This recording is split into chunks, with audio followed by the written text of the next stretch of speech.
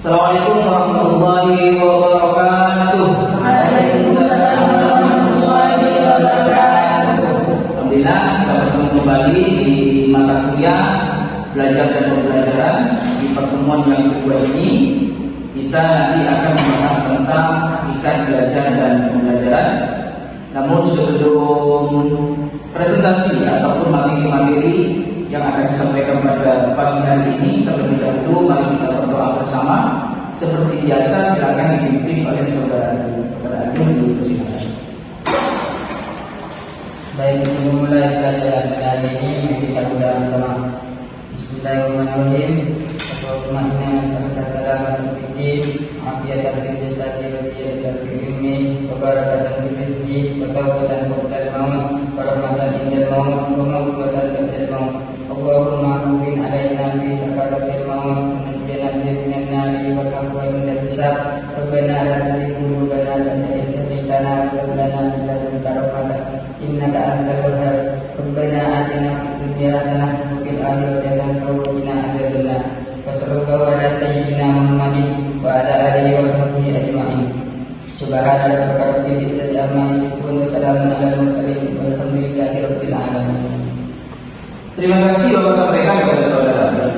Baik, alhamdulillah rabbil alamin wassalatu wassalamu ala asyrofil anbiya'i wal mursalin sayyidina Muhammadin wa ala alihi wa sahbihi ajma'in. Rabbi shrah li sadri wa yassir li amri wahlul 'uqdatam min lisani yafqahu qawli.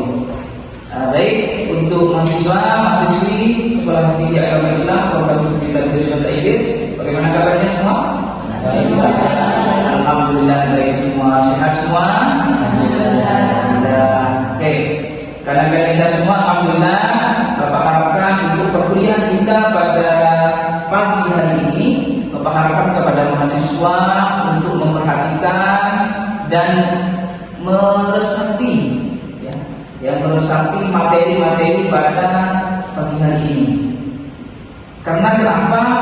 Di era yang serba digital, kita tidak tahu 10 tahun akan mendatang seperti apa model pembelajaran yang akan kita hadapi. Jadi Bapak harap kepada kalian semua bisa mengambil rangkaian-rangkaian yang terpenting untuk perkembangan pendidikan yang akan mendatang. Nah, itu ya. Untuk memperaksesi waktu, mari kita pertama Bapak akan melakukan absensi terlebih dahulu sebelum Bapak menyampaikan CPNK dan CPNK dalam perkuliahan pertemuan kali ini.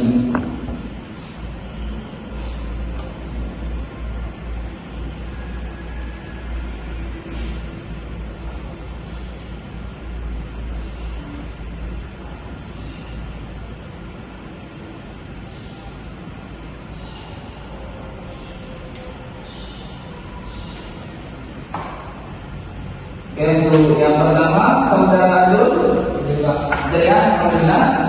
Saudara Ibatul, berhenti ya? Oh tidak, pindah ke mana? Pindah ke Hukum. Imayaya, hadir ya. Terus Melati Kanaya Awen, hadir, alhamdulillah.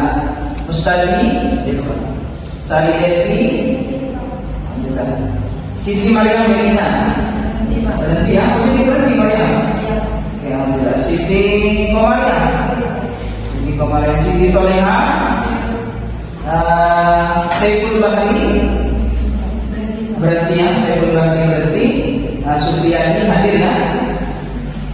Oke, ini beberapa mahasiswa. Terima kasih. Selanjutnya Bapak akan menyampaikan CPNK dan sub-CPNK pada kesempatan kali ini. Capaian yang harus dicapai oleh mahasiswa.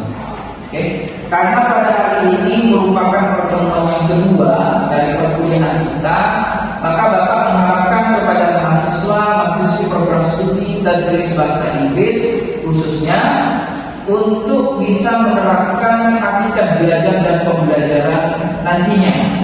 Bisa menerapkan di lingkungan pendidikan tingkatan SD, SMP, dan SMA, yang mana nantinya kalian sudah profesinya sudah menjadi seorang guru.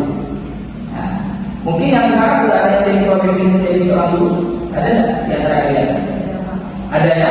Nah, ini nanti bisa kalian terapkan di ruangan pengajaran kalian, ya.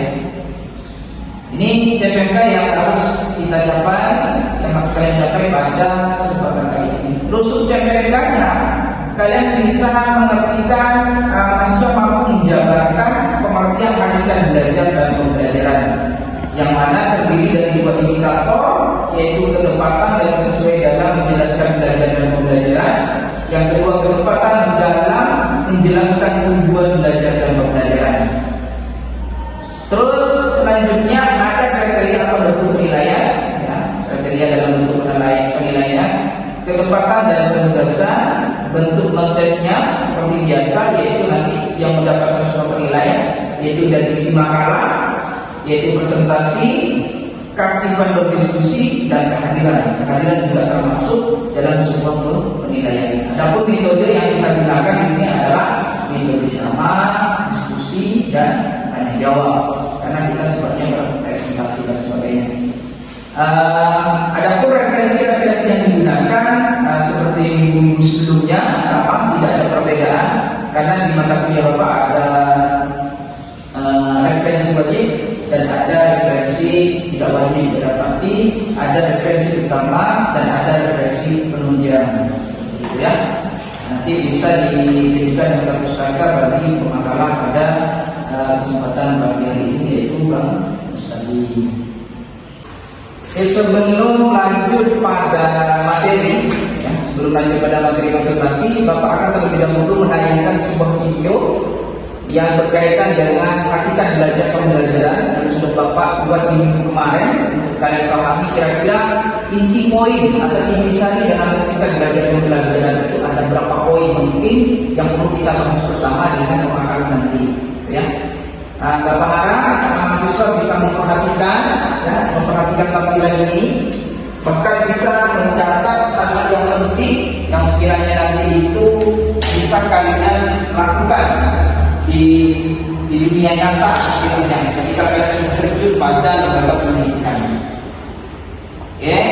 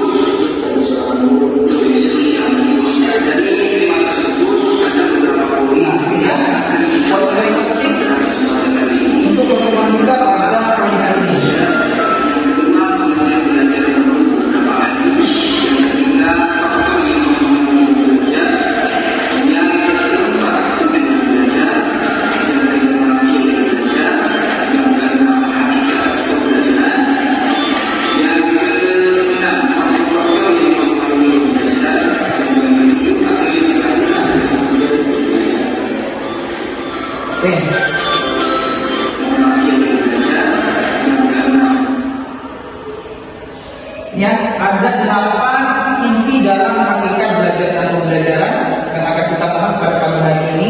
Yang pertama, sesuai yang ada di media pembelajaran, yang pertama adalah hakikat belajar dan pembelajaran.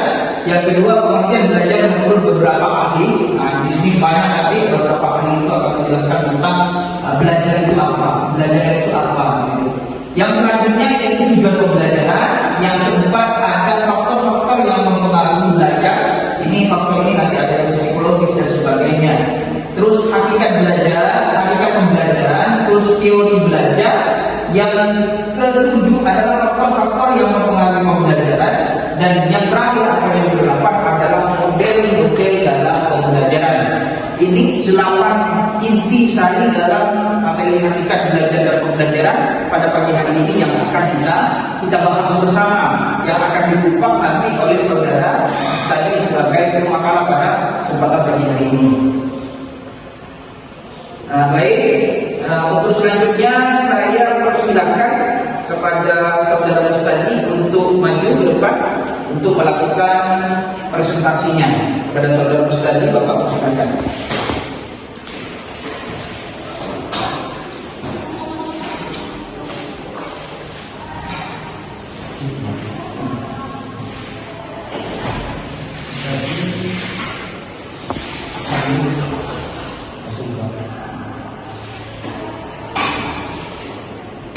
Assalamualaikum warahmatullahi wabarakatuh. Waalaikumsalam warahmatullahi wabarakatuh. Selamat pagi dan salam sejahtera untuk teman-teman semua.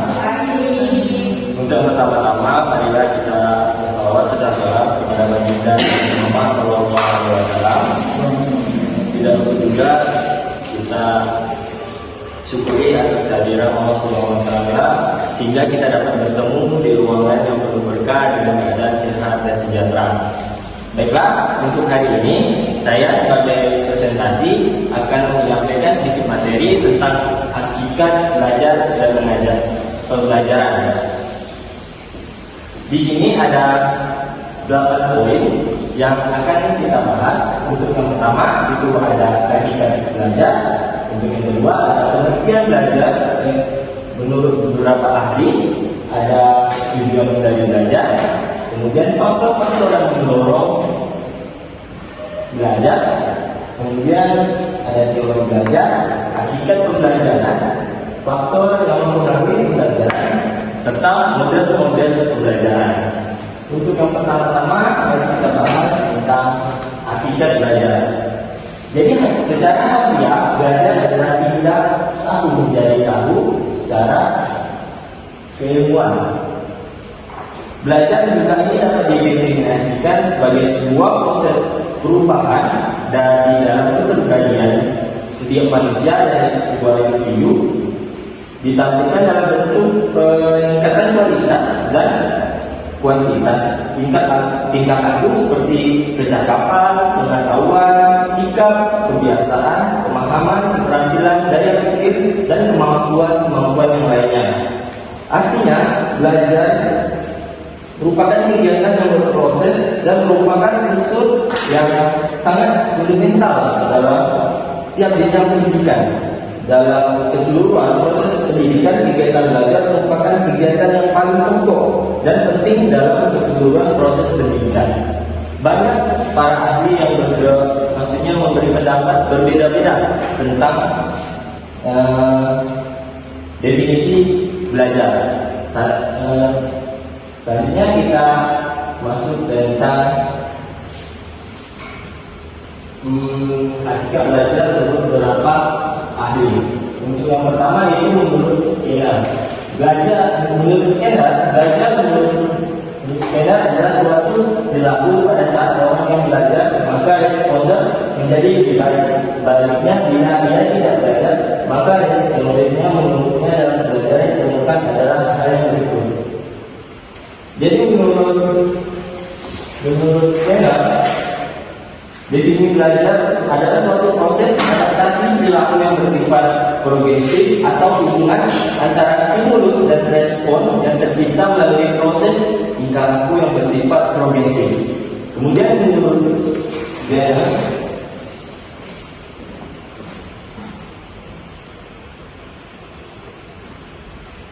Gender, belajar merupakan kegiatan yang kompleks. Belajar adalah serangkaian proses kognitif yang mengubah sifat simulatif lingkungan melalui pengolahan informasi menjadi probabilitas baru.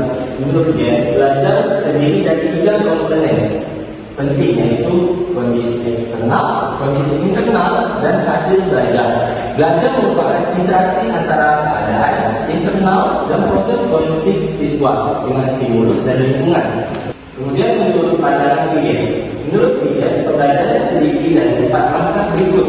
Yang pertama, menurut topik yang dapat dipelajari oleh anak sendiri, memilih atau mengembangkan aktivitas kelas dengan topik tersebut, mengetahui adanya kesempatan bagi guru untuk mengungkapkan pertanyaan, menunjukkan proses pemecahan masalah, dan menilai pelaksanaan setiap kegiatan perhatian keberhasilan dan melakukan revisi. Yang terakhir, menurut Roger mengungkapkan pentingnya guru memperhatikan prinsip pendidikan. Roger mengungkapkan secara terang langkah-langkah pembelajaran yang perlu dilakukan oleh guru. Pembelajaran tersebut meliputi guru memberikan kepercayaan kepada kelas agar kelas memiliki pembelajaran secara terstruktur. Guru dan siswa membuat kontrak belajar. Guru menggunakan metode kognitif atau belajar menemukan. Guru menggunakan metode simulasi. Guru mengadakan latihan kepekaan agar siswa mampu menghayati perasaan dan beradaptasi dengan kompeten lain. Dan guru bertindak sebagai fasilitator belajar. Mungkin tadi pendapat beberapa ahli, pada intinya belajar ini itu meningkatkan kualitas dari diri kita menjadi yang baik, menjadi yang buruk, menjadi lebih baik. Kemudian tujuan belajar tersebut apa? Dari tujuan kita melakukan pembelajaran, maksudnya melakukan belajar. Beberapa ahli mengungkapkan pendapat mereka mengenai tujuan belajar. Menurut Sukadi, tahun 1983 berpendapat bahwa tujuan belajar ini adalah mengadakan perubahan perilaku dan perbuatan. Perubahan itu dapat dinyatakan sebagai suatu kecakapan, keterampilan, kebiasaan sikap, pengertian sebagai pengetahuan atau penerimaan penghargaan. Kemudian menurut Superman, tahun 1986, tujuan belajar ini adalah mengumpulkan pengetahuan, konsep dan pengetahuan dan membentukkan sikap dan perbuatan. Demikian pula bahwa tujuan belajar itu dimaknai sebagai pernyataan mengenai keterampilan atau konsep yang diterapkan dapat dikuasai oleh peserta didik pada akhir periode pembelajaran. Dari pendapat ahli di atas, maka dapat disimpulkan bahwa tujuan belajar ini merupakan tingkah laku dan perbuatan yang ditandai dengan kecakapan, keterampilan, kemampuan dan sikap sehingga tercapailah hasil belajar yang diharapkan oleh peserta. Faktor-faktor yang mempengaruhi belajar. Faktor-faktor yang mempengaruhi belajar. Secara umum, faktor-faktor ini itu dikategorikan ada dua. Yang pertama faktor internal. Maksudnya faktor internal itu faktor dari luar. Kemudian ada faktor psikologis. Psikologis itu lebih ke faktor ke dalam diri individu tersebut. Untuk faktor internal itu ada psikologis. Faktor-faktor psikologis ini adalah keadaan psikologis seseorang yang dapat mempengaruhi proses belajar. Itu diantaranya ada kecerdasan. Kecerdasan ini mempengaruhi seorang itu dalam belajar. Semakin tinggi tingkat intelijensi ini, maksudnya tingkat kecerdasan seorang individu, maka itu faktor dari luar. Kemudian ada faktor psikologis. Psikologis itu lebih ke faktor ke dalam diri individu tersebut. Untuk faktor internal itu ada psikologis. Faktor-faktor psikologis ini adalah keadaan psikologis seseorang yang dapat mempengaruhi proses belajar. Itu diantaranya ada kecerdasan. Kecerdasan ini mempengaruhi seorang itu dalam belajar.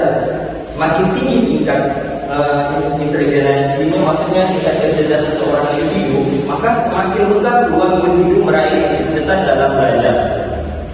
Sebaliknya, semakin rendah tingkat intelijensi atau kecerdasan individu, maka semakin sulit individu itu untuk mencapai kesuksesan belajar.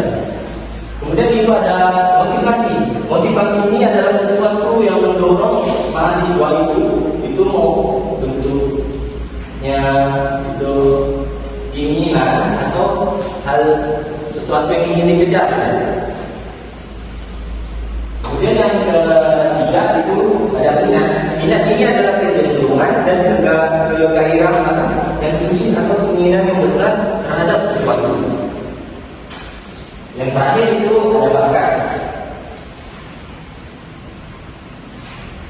Bakat ini tuh kayak pendorong, maksudnya kelebihan kemampuan seseorang. Jika apabila bakat seseorang itu sesuai dengan bidang yang sedang dipelajarinya, maka bakat itu akan mendukung proses pembelajaran sehingga kemungkinan besar akan berhasil.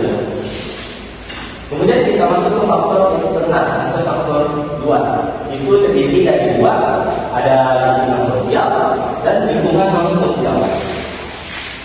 Lingkungan sosial ini itu dari lingkungan sosial masyarakat. Masyarakat itu bisa di sekitar RT, RW, tetangga, ataupun teman-teman. Kemudian di lingkungan sosial keluarga itu lebih ditekankan itu dari orang tua. Karena orang tua yang mendorong seseorang itu untuk belajar. Kemudian ada lingkungan sosial sekolah. Dari lingkungan sekolah seperti teman-teman, guru, ataupun yang bersangkutan.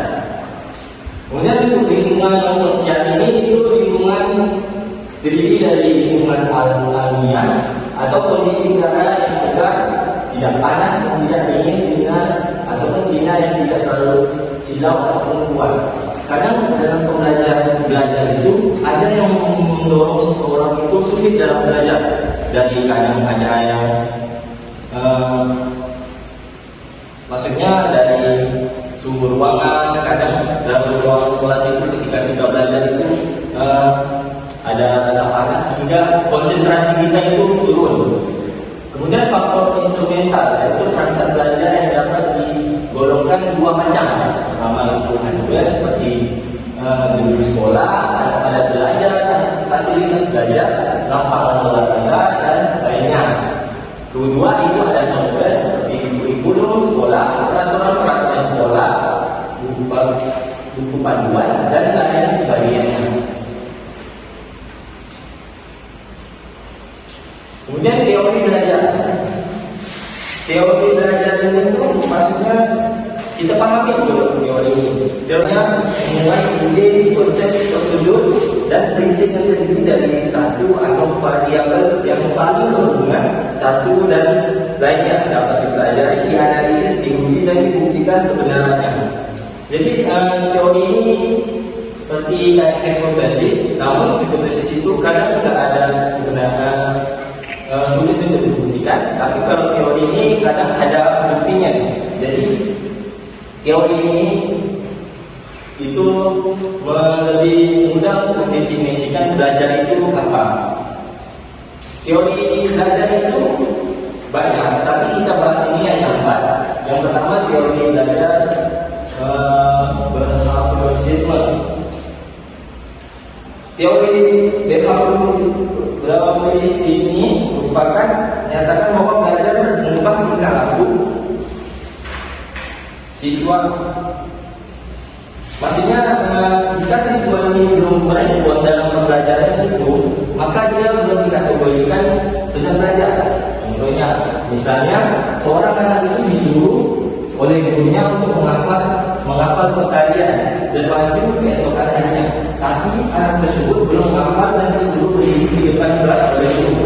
Jadi ketika guru ini disuruh menghafal, namun dia belum bisa menghafal, dikategorikan bahwa teori ini menganggap bahwa siswa itu belum masuk dalam, maksudnya belum belajar.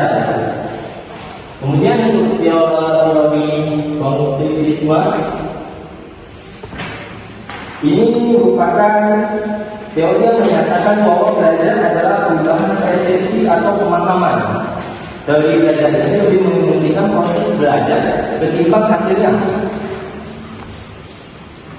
Model belajar kognitif menyatakan bahwa tingkah laku seseorang ditentukan oleh persepsi serta pemahaman tentang situasi dan berhubungan dengan tujuan belajar. Yang ketiga ada teori humanistik. Teori humanistik ini menyatakan belajar adalah memanusiakan manusia.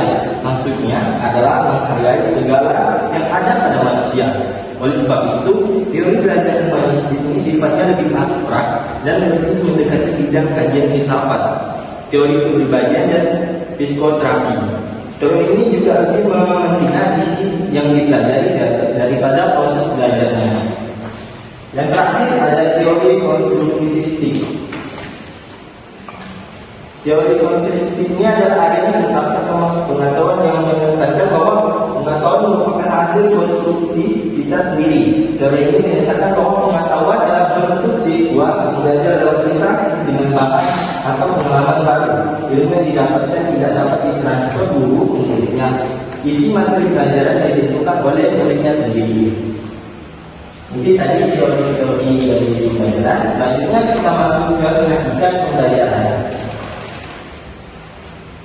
Pembelajaran ini merupakan belajar yang terjadi karena ada guru sebagai pengajar atau pendidik dan adanya murid atau peserta didik sebagai yang diajar atau sebagai penerima ilmu pemantauan atau keterampilan. Secara umum, istilah belajar dinamakan sebagai suatu kegiatan yang mengakibatkan terjadinya perubahan tingkah laku dengan pengertian demikian, maka pembelajaran dapat dimaknai sebagai suatu kegiatan yang dilakukan oleh guru sedemikian rupa sehingga tingkah laku peserta didik berupa ke arah yang lebih baik.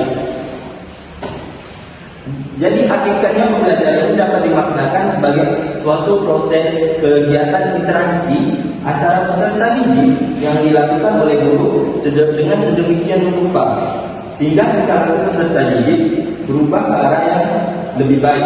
Dengan kata lain, proses pembelajaran adalah sarana dan cara bagaimana seorang generasi belajar atau dengan sarana belajar itu secara efektif digunakan.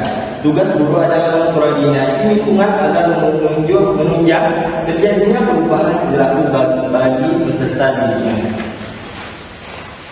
Kemudian faktor yang mempengaruhi pembelajaran itu ada 7. Faktor kecerdasan, faktor belajar, faktor sikap, faktor kegiatan, faktor emosional dan sosial, faktor lingkungan, dan faktor guru. Faktor kecerdasan ini yang dimaksud adalah kecerdasan dia kemampuan seseorang untuk melakukan kegiatan berpikir tadi yang bersifat umum dan abstrak. Kecerdasan adalah suatu kemampuan yang dibawa dari lahir, sedangkan pendidikan tidak dapat meningkatkannya, tetapi hanya dapat mengembangkannya. Faktor belajar yang dimaksud dengan faktor belajar ini adalah semua segi kegiatan belajar, misalnya kurang dapat memusatkan perhatian kepada belajar yang sedang dihadapi, tidak dapat menguasai kaidah yang berkaitan sehingga kurang menguasai cara-cara belajar yang efektif dan efisien. Selanjutnya ada sikap ini merupakan faktor internal psikologi yang sangat berperan dan akan mempengaruhi proses pembelajaran, menerima terhadap bahan atau mata pelajaran yang dipelajari, terhadap guru yang mengajar, dan terhadap lingkungan belajar. Yang kelima itu faktor yang keempat, faktor kegiatan. Faktor kegiatan adalah faktor yang ada kaitan dengan kesehatan, kesegaran jasmani, dan keadaan fisik seseorang. Faktor yang kelima itu faktor emosional dan sosial. Faktor emosional ini seperti tidak senang dan rasa suka terhadap, dan faktor sosial ini, faktor emosional ini seperti tidak senang dan tidak dan rasa suka itu terhadap seorang mengajar ataupun yang mentransfer lingkungannya, dan faktor sosial ini seperti persaingan dan kerjasama sangat besar mempengaruhi dalam proses belajar. Ada di antaranya faktor ini yang sifatnya mendorong terjadinya belajar, tapi ada juga yang menjadi hambatan terhadap belajar yang lebih efisien. Kemudian ada faktor lingkungan. Faktor lingkungan dalam penerapannya, lingkungan belajar siswa akan sangat mempengaruhi kualitas pembelajaran. Jika siswa memiliki lingkungan belajar yang tepat untuk karakter dan kemampuannya yang dimiliki, proses kegiatan belajar yang dilakukan siswa akan berjalan dengan lancar tanpa hambatan yang berlebihan. Dengan begitu, hasil belajar akan diterima siswa yang jauh lebih baik. Kemudian terakhir itu faktor guru. Guru merupakan komponen yang berperan aktif dan penting dalam implementasi strategi pembelajaran. Bila dikatakan bahwa keberhasilan implementasi suatu strategi pembelajaran akan tergantung pada kepiawaian guru dalam menggunakan metode pembelajaran. Kemudian model-model pembelajaran. Model-model pembelajaran ini seperti strategi atau cara bagaimana konsep pembelajaran itu berjalan dengan efisien. Pertama itu adalah model pembelajaran langsung. Model pembelajaran langsung ini merupakan model pembelajaran yang lebih berpusat pada guru dan lebih mengutamakan strategi pembelajaran efektif guna memperluas informasi materi ajaran. Model pembelajaran langsung dikembangkan untuk mengefisiensikan materi ajar akan sesuai dengan waktu yang diberikan dalam suatu periode tertentu. Yang kedua itu adalah model pembelajaran kooperatif. Model pembelajaran kooperatif interaktif ini model pembelajaran yang dikembangkan untuk mencapai setidaknya 3 tujuan penting dalam pembelajaran, yaitu belajar akademik, penerimaan terhadap keragaman, dan pengembangan keterampilan sosial. Dan yang terakhir itu ada model pembelajaran berdasarkan masalah. Pembelajaran berdasarkan masalah merupakan pendekatan yang efektif untuk pengajaran proses berpikir tingkat tinggi. Pembelajaran ini membantu siswa untuk memproses informasi yang sudah jadi dalam benaknya dan menyusun pengetahuan mereka sendiri tentang dunia sosial dan sekitarnya. Mungkin itulah tadi materi yang dapat saya sampaikan. Mohon maaf, mungkin ada kesalahan dalam penyampaian maupun ucapan yang saya sampaikan. Karena istilahnya itu di sini saya juga belajar. Manusia itu tidak luput dari kesalahan, karena kesalahan itu merupakan kekurangan manusia.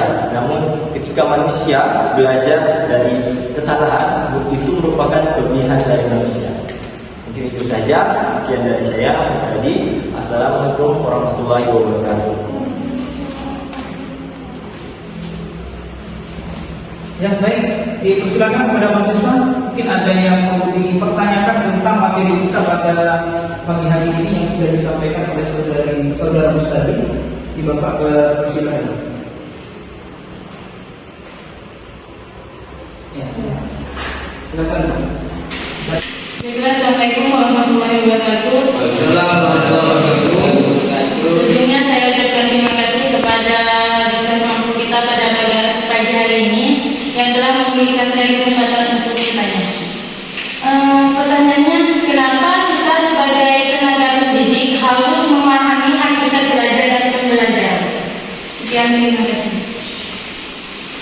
Silakan Mas Adi. Terima kasih kepada saudara pemuda yang bertanya pada pembahasan materi hari ini. Singkatnya begini, dalam belajar itu guru itu berperan aktif sangat penting bagi kegiatan pengajaran tersebut. Tanpa guru, kemungkinan kegiatan pembelajaran itu tidak dapat terlaksana. Maksudnya jika guru saja tidak tahu tentang pembelajaran, hakikat dari pembelajaran dan belajar itu, maka dia kemungkinan tidak akan bisa menyampaikan, melaksanakan tentang pembelajaran tersebut. Maka sebab itu guru itu istilahnya bukan harus, tapi wajib mengetahui hakikat dari belajar dan pembelajaran dengan menguasai tentang teori belajar, prinsip-prinsip dari pembelajaran, dan setidaknya guru ini dapat memahami apa dan bagaimana sebenarnya proses pembelajaran itu terjadi pada diri peserta didik, sehingga guru dapat mengambil tindakan tindakan langsung itu dan edukatif yang tepat bagi penyelenggaraan pembelajaran agar lebih efektif dan berjalan dengan baik. Bisa dipahami saudara semuanya? Bisa? Okay. Mungkin ada tambahan yang lain?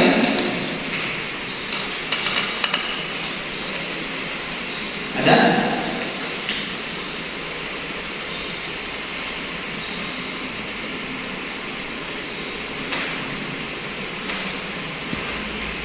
Tidak ada. Kalau tidak ada, kita apresiasi dulu untuk penanya dan yang menjawab.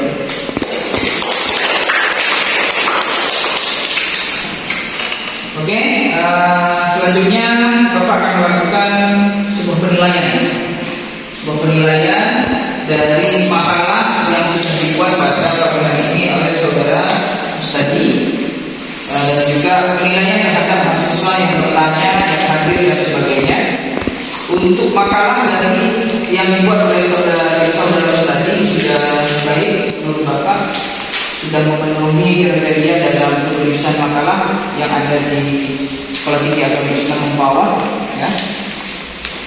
Cuman ada beberapa hal yang perlu direvisi juga sedikit nanti, baik dalam pembentukan penulisan atau pertaan nomor, dalam penulisan makalah, letak spasi, dan yang lain-lainnya yang perlu nanti diperbaiki oleh saudara Mustadi di minggu yang akan mendatang, gitu ya. Dan juga Bapak beri apresiasi terhadap mahasiswa yang bertanya sesuai dengan kontrak kerja kita di awal, bahwasanya untuk yang bertanya itu tetap memiliki poin tambahan dalam sebuah penilaian yang nanti akhirnya dalam nilai akhir mata kuliah belajar dan pembelajaran.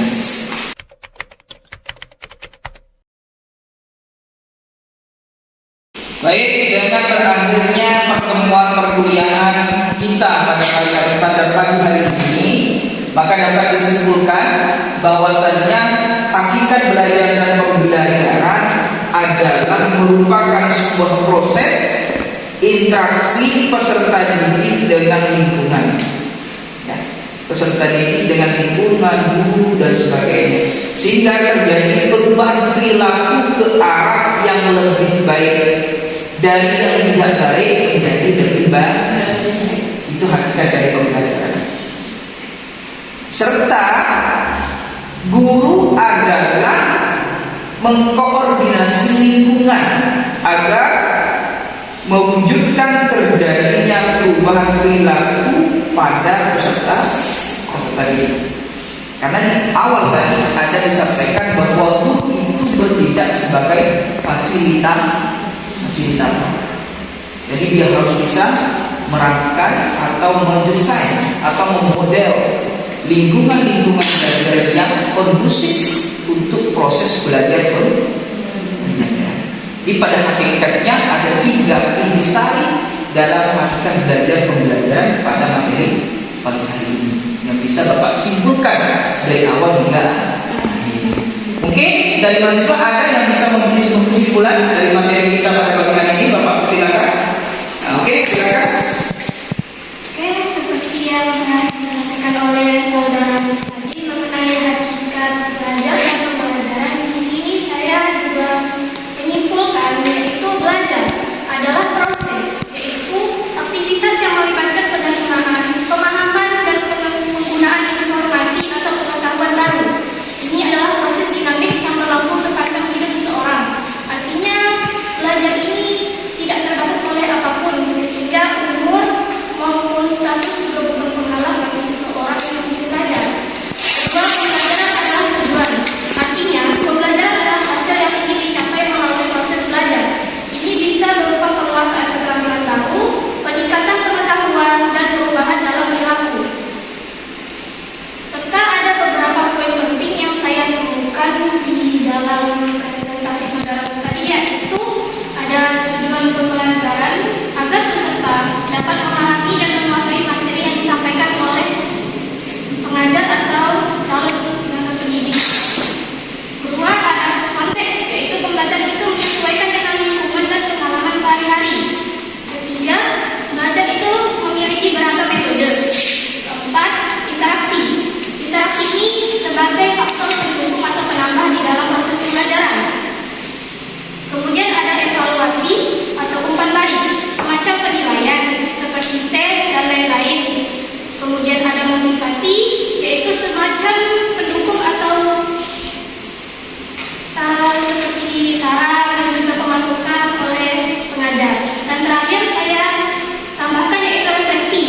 Refleksi itu semacam metode atau pemahaman selanjutnya bagi peserta didik. Apakah ia memahami materi tersebut dengan baik dan apakah materi atau informasi yang didapatkan itu berpengaruh dan memberikan perubahan pada diri peserta.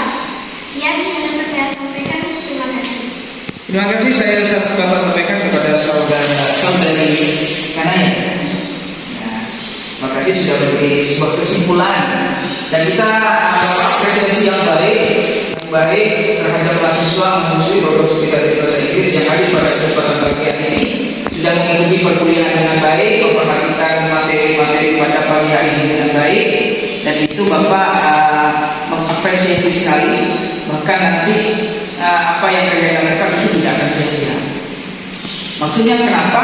Karena pada intinya apa yang dilakukan oleh mahasiswa dalam kelas, baik bertanya, menanggapi dan sebagainya, maka ujung-ujungnya refleksinya nanti akan mendapatkan sebuah penilaian yang akan diberikan oleh dosen atau oleh bapak. Baik, di penghujung akhir tidak lepas Bapak sampaikan untuk minggu depan, untuk pertemuan kita yang ketiga, kita akan membahas tentang materi prinsip-prinsip belajar dan asas pembelajaran. Ya, ini minggu depan pertemuan ketiga akan membahas tentang prinsip-prinsip belajar dan asas pembelajaran, yang nanti bisa ini menjadi pemakaran ketiga yang akan disampaikan oleh saudari Siti Soleha. Ya, nanti akan disampaikan oleh Siti Soleha. Untuk mengakhiri perkuliahan kita pada pagi hari ini, alangkah lebih baiknya kita doa bersama, karena di awal tadi ada berdoa, tetap di akhir kita juga harus berdoa. Dengan harapan mudah-mudahan apa yang kita peroleh pada pagi hari ini, ilmu itu bisa bernilai barokah dan bermanfaat untuk kita kedepannya di suatu hari nanti. Terus saudaraku dipersilakan untuk melakukan doa. Baik. Bismillahirrahmanirrahim. Subhanakallahumma wa bihamdika asyhadu an la ilaha illa anta astaghfiruka wa atubu ilaik. Sallallahu alaihi wa ala alihi wasallam. Alhamdulillahirabbil alamin. Terima kasih sekali lagi, aplaus yang meriah. Bapak ucapkan jazakumullah khair. Terima kasih atas semuanya pada kesempatan